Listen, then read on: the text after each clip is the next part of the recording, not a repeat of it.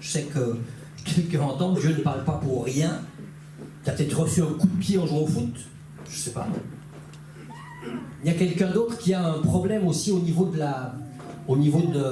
vers ce niveau-là. Ouais, vers ce niveau-là, un peu plus près du nez même. Hein. Qu'est-ce qu'il y a ici? Les sinus. Les sinus. Il y a un problème ici. Alors, est-ce que c'est lié à un problème à la canine supérieure gauche? Ou est-ce que c'est un problème de sinus suite à une sinusite? Ou j'allais dire une sinusoïde. Non, c'est une sinusite. Une sinusoïde, c'est autre chose, ça. On est dans l'électricité, là. Mais Dieu étend sa main aussi sur ce sinus. S'il y a une infection, si quelque chose a été cassé, endommagé, cet os est rétabli maintenant. Nom puissant de Jésus. Alléluia. Alléluia. Il y avait autre chose que tu m'avais montré, mais je n'ai pas noté. Mais ça va revenir. Et il nous faut saisir ces choses. Je crains qu'il lance par manque de sensibilité, de recherche du Saint-Esprit. On passe à côté de telles choses pour bénir l'un, bénir l'autre. Non pas pour nous dire « Oh, qu'est-ce que je suis très fort !» Non, ces choses-là, c'est juste par désir d'édifier l'Église, d'encourager l'Église. Je pense qu'il y a quelques années, j'avais emmené une équipe d'évangélisation à Bruxelles. Et je disais, les dons spirituels, comme je vous le dis, c'est pas seulement dans l'église, comme c'est enseigné dans certains endroits. Non, les dons spirituels, c'est justement pour le non-croyant. Alors là, plusieurs disaient, mais parce qu'on venait de plusieurs églises différentes, et donc ils ont dit, ah non, on ne peut pas faire ça. Et un de ceux qui disait ça, justement, l'après-midi même, on se retrouve dans la rue à distribuer des prospectus, à contacter les gens, et d'un seul coup, pour la première fois de sa vie, quand il tend un prospectus à quelqu'un, Dieu lui montre un certain nombre de choses sur cette personne. Et il est tellement surpris. Vous comprenez bien qu'il n'avait pas la foi pour ça. Mais Dieu le fait quand même. T'imagines si tu as la foi pour ça. Et donc il va, après le moment d'émotion passé, il va courir après cette personne, parce que le temps qu'il réagisse, elle est déjà un petit peu loin. Et puis là, il va lui dire, alors là, ce que Dieu lui a montré. Cette personne va tomber en larmes instantanément. Et c'est la seule personne nouvelle qui viendra à l'église ce soir-là, à notre rencontre. Waouh! C'est quand même plus facile, non? Le Saint-Esprit nous aide. Et je pense qu'on doit pouvoir avancer un petit peu. L'inspiration divine, c'est très important. Le Saint-Esprit peut tomber sur nous, effectivement, et nous saisir. Comment se préparer? On a vu la parole, on peut continuer, il y a pas mal de choses. Il y a la recherche du Saint-Esprit, on va dire, voilà, l'inspiration divine, on peut continuer. Et, vous vous rappelez tout ce qu'on a vu, hein? On va y revenir. Sommes-nous prêts? Ah ben voilà, c'était là justement. On a vu tout ça, hein? La parole, l'inspiration divine. Comment s'organiser?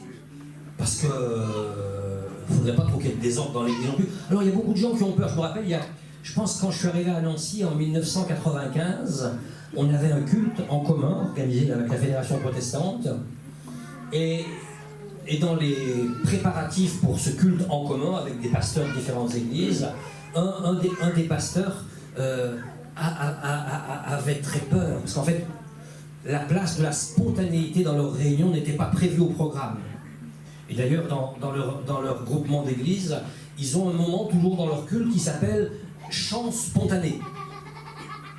Et moi, chant spontané, j'imagine que tiens, le frère, d'un seul coup, il a envie de chanter un chant. Il le chante, c'est spontané, quoi. Une sœur là-bas, un enfant, 2 enfants même qui viennent et qui chantent un truc comme ça, je sais pas. Moi. Et c'était pas tout à fait leur conception. Les chants spontanés, tu as le numéro dans le livre de Cantiques. Le chant spontané, c'est le chant 27. C'est une spontanéité relative. Ah oui. Et à un moment dans les préparatifs, plusieurs ont dit, écoutez, ce serait bien qu'on ait un moment de prière spontanée, que les gens peuvent prier, qu'on se calme un petit peu et qu'on laisse les gens prier, quoi. Et il avait très peur. Il dit, oui, mais alors des fois, ces choses-là, ça démarre, mais on n'arrive jamais à les arrêter. Moi, je crie Alléluia. Il a eu un peu peur, d'ailleurs. Et pour finir, sa conclusion a été, bon, moi je suis d'accord qu'il y a un moment de prière constaté, mais alors c'est Eugène qui s'en occupe. C'est moi. Et si ça se passe mal, t'auras affaire à moi. Ok, pas de problème. Pas de problème. Hélas, nous ne sommes plus dans un temps où il faut calmer les ardeurs. L'apôtre Paul, dans l'Épître aux Corinthiens, chapitre 14, va dire « Vous pouvez tous prophétiser successivement, les uns après les autres. » Est-ce que quelqu'un serait exclu dans cette phrase de l'apôtre Paul?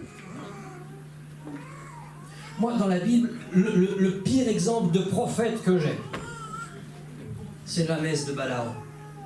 T'as quand même pas pire, quoi. Dieu ne trouve pas une seule personne qui est capable de parler à ce prophète. Il va même utiliser un âne.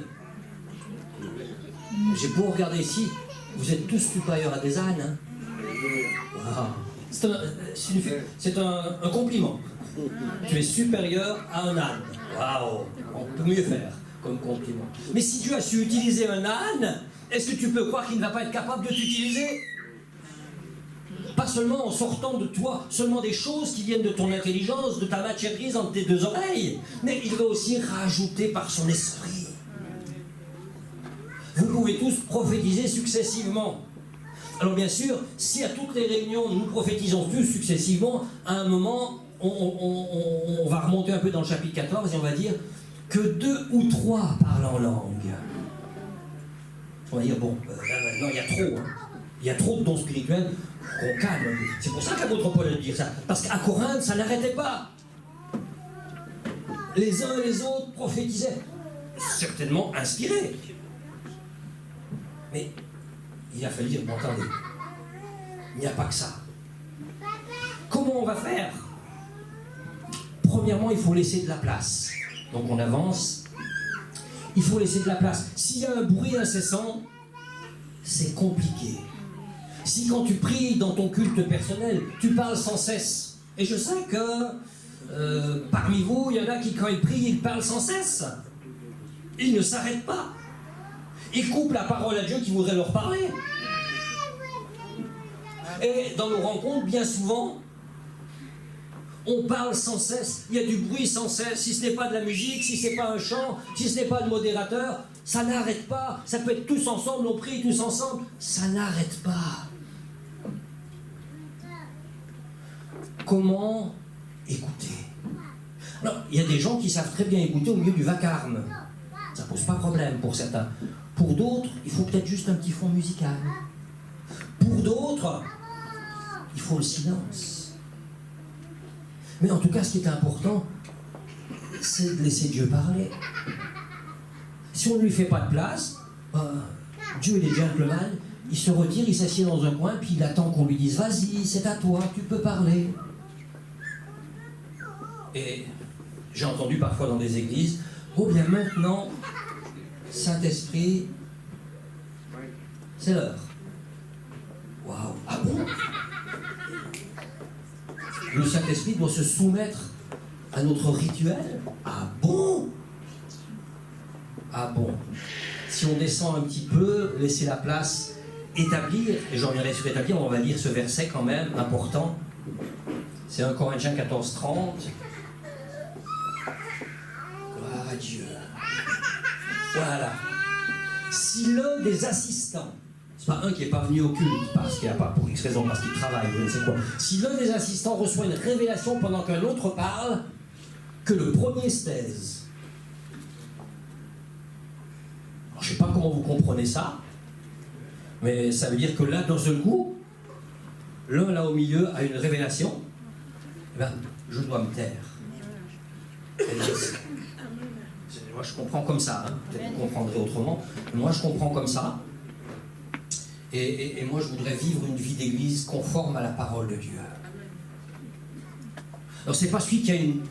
C'est pas l'assistant qui doit dire à l'autre « Hé, tais-toi, j'ai quelque chose à dire !» C'est pas ça qui est écrit, hein. Que le premier se taise. Alors, comment ça se passe? Ah, il faut s'organiser quand même. Parce que c'est pas toujours écrit sur la tête de la personne qu'il a une révélation. Pas toujours, hein. Parfois, celui qui dirige sait, ah, ça y est, je vois bien que tu as une pensée de Seigneur, toi. Le plus simple est sûrement de faire un signe. Peut-être. Moi, je vous donne quelques idées. Après, c'est votre responsabilité de recevoir ou pas, de mettre en pratique ou pas. Et je parlais de cette question-là avec un responsable d'église en Suisse il y a quelques temps. Et dans leurs églises, ils ont fait quelque chose. Les gens qui exercent régulièrement les dons spirituels dans l'église, ils ont un badge spécial. Ils ont un petit badge, ils ont été, on va dire, identifiés par les responsables de l'église, et on leur a donné un badge. Donc, ce qui fait que les gens savent, ils disent, tiens, ben voilà, et si cette personne qui a un badge, à un moment, elle se lève et partage quelque chose, quelque part, elle a été reconnue pour ça, elle a été établie pour ça. On sait qu'elle a exercé, etc. On lui a mis un badge. On peut lui enlever, hein, le badge n'est pas... C'est pas cloué, hein, c'est pas la peinture indélébile. Peut-être que la personne... la vie est compliquée, hein. Mais elle a en tout cas un badge. Et il est recommandé dans cette église à ceux qui n'ont pas encore de badge d'aspirer à en avoir un. Et pour en avoir un, il faut communiquer les dons du Saint-Esprit.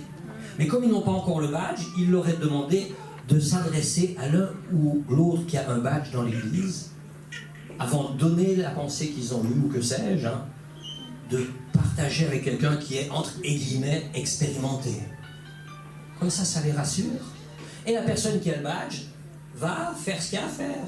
Elle va faire, si elle pense qu'il faut vraiment donner, elle va faire un signe au responsable, à celui qui dirige la réunion. Et celui qui dirige la réunion, il sait, il va se taire. Bon, peut-être pas à la seconde, mais en tout cas à la minute. Il ne va pas attendre un quart d'heure. Parce qu'en fait, moi je vois bien quand je reçois un don du Saint-Esprit, il y a quelque chose, ça doit être ce qu'on appelle l'onction. Je pense que c'est ça. Je ne sais pas trop comment définir l'onction, mais il me semble que quand je reçois quelque chose, en général, c'est pas pour demain. Ça arrive que ce soit pour demain. Quand j'ai reçu la pensée de ce verset à vous partager aujourd'hui, c'était pas pour aujourd'hui. Enfin, c'était pas pour le jour même, c'était pour aujourd'hui.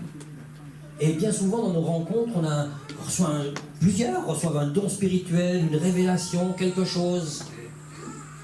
Il y a une onction spéciale. Et si on attend un quart d'heure, une demi-heure, cette onction-là, et cette onction, c'est un peu bizarre parce que j'ai en même temps l'impression que c'est aussi un peu, c'est accompagné d'émotions. Et l'émotion n'intéresse personne, c'est l'onction qui intéresse. Je pense à une sœur dans une église qui prophétisait à toutes les réunions pratiquement, et moi j'ai pas de problème avec ça. Quand je me suis converti dans l'église, il y avait Béatrice qui prophétisait à toutes les réunions. Et Béatrice, elle avait 7 ans. 7 ans. 7. Si elle était. Oui. Pas plus. Et moi j'irais lui parler, je lui dirais en fait, ah c'est très chouette, c'est super. Dis donc Béatrice, ça fait longtemps que tu prophétises?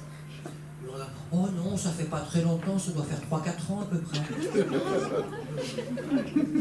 Ça fait combien de temps que tu prophétises, toi? 3-4 ans, c'est un bon début. C'était des prophéties un peu d'enfant quand même. Style enfant. Tu ne vas pas prophétiser sur le style de ton pasteur, sur le style de je ne sais qui, mais tu prophétises avec ce que tu es. Parce que le message que tu reçois de Dieu, il passe par toi. Et forcément, entre guillemets, tu le transformes un petit peu, tu l'adaptes. Mais donc cette autre sœur dans une église, qui était plus âgée que Béatrice, quand elle prophétisait, elle était tellement gagnée par son émotion qu'elle pleurait en même temps. Et les 3/4 des choses, tu ne comprenais pas. Et moi, je m'étais assis quelques fois à côté d'elle. Je pense que dans l'ensemble, c'était inspiré. Mais au lieu de maîtriser son émotion, elle se laissait gagner par son émotion. Et tu ratais la moitié. Si j'avais eu l'opportunité, j'aurais pris du temps avec elle pour lui expliquer un petit peu. Attends un petit peu. Laisse ton émotion se calmer un petit peu. Et puis donne clairement la pensée de Dieu. C'est une école. C'est une école. Mais des suggestions en tout cas, comment nous organiser pour faire de la place à l'Esprit de Dieu. Et on va juste encore défiler un petit peu. Et juste pour revenir sur ce qui a été évoqué, le texte va arriver. Voilà, un peu stop. Le thème était l'édification mutuelle, qui est le but de l'église locale. On a vu que chacun se tienne prêt. Non pas pour s'élever lui-même, mais pour un objectif, la croissance des autres. Le contenu, qu'est-ce que j'apporte? Qu'est-ce que je communique? Premièrement, on peut avancer, on peut descendre la page tout doucement. La parole de Dieu, bien sûr, mais aussi l'inspiration du Saint-Esprit. Alléluia, alléluia. Et tu sais, quand la chorale, le groupe de louanges, d'un seul coup, il décroche, il sort de la liste qu'il a préparée. Il est là soudain dirigé par l'Esprit. Je peux te dire que le visiteur, qui connaît rien à nos trucs, si je peux dire comme ça, il va sentir la différence. Et c'est pas forcément, ça peut être un chant très paisible, ça peut être un chant très calme, mais inspiré par Dieu. Waouh! Comment se préparer? Eh bien, lire la parole, bien sûr, être inspiré par le Saint-Esprit, on peut continuer. Comment s'organiser? Donc, laisser de la place, établir. C'est un peu ça qui fait la trame du message que j'avais sur mon cœur ce matin. Et je voudrais vraiment vous encourager. De sorte que la manifestation des dons du Saint-Esprit multiplie. Moi, j'aime bien quand on laisse Dieu parler. On peut arrêter là. Tu peux relâcher, on peut arrêter. Il n'y aura plus besoin. J'aime quand même beaucoup quand il y a des manifestations du Saint-Esprit dans les églises. Pour moi, c'est vraiment un signe de la présence de Dieu. Amen. On parle de ce verset, vous recevrez une puissance, le Saint-Esprit. Oui, d'accord, montre-moi ta puissance. Où est ta puissance? J'aime bien quand il y a des paroles de guérison. J'aime bien quand les choses se passent dans l'église. Waouh! J'aime bien. Et tout ça disparaît. Il y a 40 ans, quand je m'étais converti, c'était... Même si dans l'église où je m'étais converti, on n'était pas ouvert à tous les dons du Saint-Esprit, quand même. Il y avait en tout cas cette Béatrice qui prophétisait à toutes les réunions. Et combien de fois j'ai été moi-même édifié par les dons spirituels de cet enfant qui allait dire, inspiré par le Saint-Esprit. Et tout le monde aurait pu le dire, mais elle était inspirée par le Saint-Esprit. Dieu a entendu ta prière. Ne te décourage pas. Il va t'exaucer. Marche par la foi. C'est pas compliqué, ça n'importe qui pourrait le dire. Avec son intelligence. Mais elle le disait. Et combien ont été édifiés? Donc moi, je voudrais voir ça dans l'Église. Et puis, évidemment, voir des choses plus sérieuses, plus lourdes, qui ont plus de poids. Je pense à dans une réunion où j'étais comme ça, le Seigneur va me montrer quelque chose qui est très embarrassant. Et c'est tellement embarrassant qu'au moment, il y avait plusieurs réunions qui succédaient. Au moment de la pause, je vais voir la personne concernée. Et je vais dire, écoute, j'ai reçu, c'était dans une conférence, j'ai reçu quelque chose du Seigneur pour toi, qui peut te mettre mal à l'aise, mais je ne voudrais pas te transmettre ce que le Seigneur m'a dit sans la présence de ton pasteur. Il est dans l'auditoire, il est dans les rangs ici. Est-ce que tu acceptes? Tu vas être mal à l'aise, hein? Mais je pense que c'est de Dieu. Et si c'est pas de Dieu, on va vite le savoir. Est-ce que tu es d'accord qu'on fasse ça? La personne très humble quelque part, hein, va dire ok, d'accord. Et quand le pasteur arrive, je vais me tourner vers cette personne et je vais lui dire, c'était quelqu'un qui dirigeait la louange, tu as volé dans la caisse de l'église. C'est pour ça que je n'ai pas pris le micro, que je n'ai pas dit en estrade, avance-toi, tu as volé dans la caisse de l'église. Non, t'as un truc comme ça, oui, ça, Dieu parle comme ça. Mais faire ça discrètement, ça regarde personne. C'est entre lui et Dieu. Bon, là, il y avait son pasteur aussi. C'était quand même aussi important que le pasteur soit là. Et avant d'aller plus loin, je vais lui dire, est-ce que c'est vrai? Ben, si c'est pas vrai, excusez-moi, je rentre chez moi. Est-ce que c'est vrai? Il va baisser la tête et il va dire oui. Et on va continuer.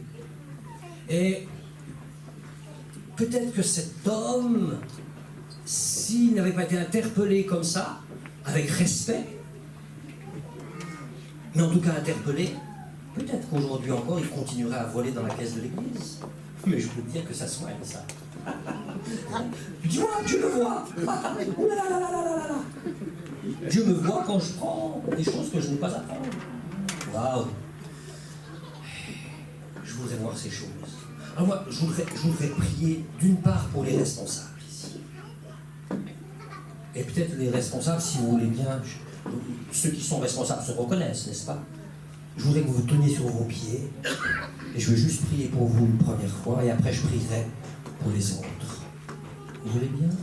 Les responsables qui le souhaitent, en tout cas. Enfin, je voudrais vraiment que le Seigneur vous conduise dans la mise en application de ces choses. Non? Vous ne voulez pas vous lever? C'est pas grave, hein? Si? Alors on va... Je vais prier pour vous maintenant. Alléluia. Merci Père. Merci Père. Seigneur, je te prie pour les leaders de cette église. Et moi j'ai essayé, tenté de communiquer ta pensée. L'Esprit voulait dire à l'église. Et je veux te prier de leur donner toute sagesse et toute intelligence pour s'organiser.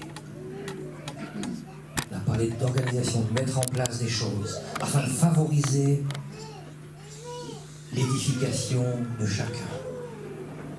Père, donne-leur une sagesse.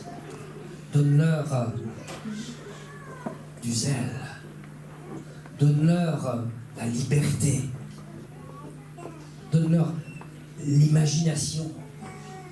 Et qu'ils puissent ainsi, chacun et tous ensemble, avoir la préoccupation de voir l'action de ton esprit se multiplier dans l'église où tu les as placés aujourd'hui et là où tu les placeras plus tard. Et je crois qu'alors que je prie, qu'alors qu'ensemble nous prions pour eux, je crois que tu le fais, parce que tous ensemble nous pouvons prier pour nos leaders. Père, merci de les avoir appelés, de les avoir qualifiés, de les oindre de ton esprit et de leur donner